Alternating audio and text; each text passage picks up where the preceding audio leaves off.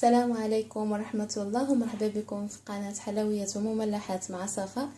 اليوم جبت لكم وصفة سهلة كالعادة. الوصفة ديال اليوم هي عبارة على كيفية عمل مربى المشمش في البيت، يعني طريقة عمل كونفيتور طريقة سهلة وما فيهاش شي مقادير كثيرة ولا معقدة. فيها ما عدا 3 ديال المقادير اللي هي المشماش، السكر، وقطرات من عصير الليمون الحامض. فمثلا عندي انا هنايا 3 كيلو ديال المشماش، نقيته وقطعته وعاد وزنته. فعندي هنا 3 كيلو ديال المشماش منقي. غادي ندير معاه كيلو 200 غرام ديال السكر. فهنايا انا كندير لكل كيلو ديال المشماش كندير له 400 غرام ديال السكر سنيده، ممكن ديروا 500 غرام، انا ما تعجبنيش حلو بزاف. واكثر من هذا يعني عندي المشماش ديجا حلو لحقاش خديته طايب بزاف فحلو، يعني ما كانش نكثروا الحلاوه بزاف. فندوزو لطريقه التحضير. هنايا خديت الطنجره فين غادي نطيب المشماش، وغادي نديرو هكا. غادي نكب المشماش اللي عندي. انا غادي نزيد السكر. فهنايا غادي نحرك هاد المشماش مع السكر حتى كاع نحس بان كاع داك السكر تلبس لي بالمشماش. هنايا عندي السكر دابلي. دابا غادي نغطي هذا المشماش وغادي نخليه يبات ليله كامله، وغدا ان شاء الله عاد غادي نطيبه. المشماش بعد ما خليته بات ليله كامله تيرجع بحال هكا كيطلق داك السيرو ديالو.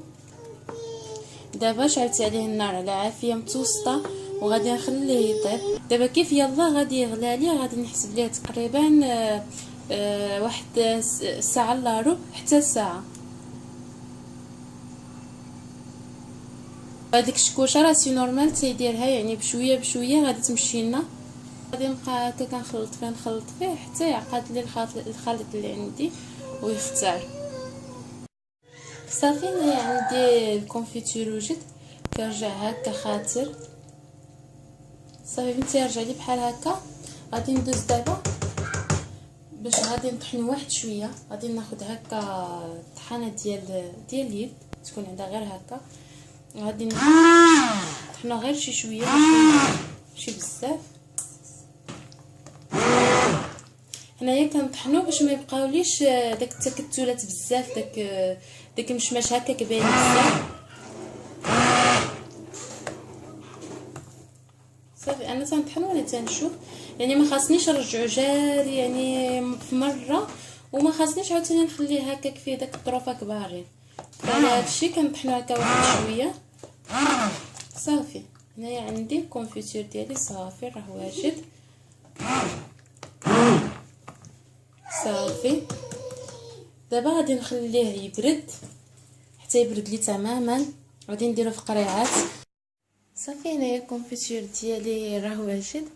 من بعد ما خليته طاب حتى عقد وطحنته شي شويه، من بعد خديت قراعي معقمين وعمرتهم بالكونفيتور ديال المشماش، شديت عليهم ودرتهم في الطنجره فيها الماء وخليتهم يغلاو مده 30 دقيقه هكا باش عليهم اكثر وباش تكونسيرفاو احسن. كيف ما كتلاحظوا هنايا هكا خديت واحد التيكي وكتبت عليها شمن مربى عندي هنايا هكا مربى المشمش، ودرت فيها حتى التاريخ امتى صوبته. صافي وتيجي على هذا الشكل هذا كيجي رائع، كيجي غزال، يعني شي حاجه مصوبه في الدار ماشي بحال شي حاجه ديال الزنقه. ها كيفاش كيجي النتيجه ديالو النهائيه، تيجي على هذا الشكل هذا، تيجي زوين بزاف، يعني لا في المذاق لا في يعني احسن من ديال الزنقه بألف مره. فكنتمنى الفيديو ديالي ينال اعجابكم، الكونفيتير ينال اعجابكم وتجربوه وتردوا عليا الخبر. ما تنساوش الى عجبكم لا فيديو ضغطوا على جيم وتشتركوا بالقناه باش يوصلكم كل جديد. في امان الله وحفظه، والسلام عليكم ورحمه الله.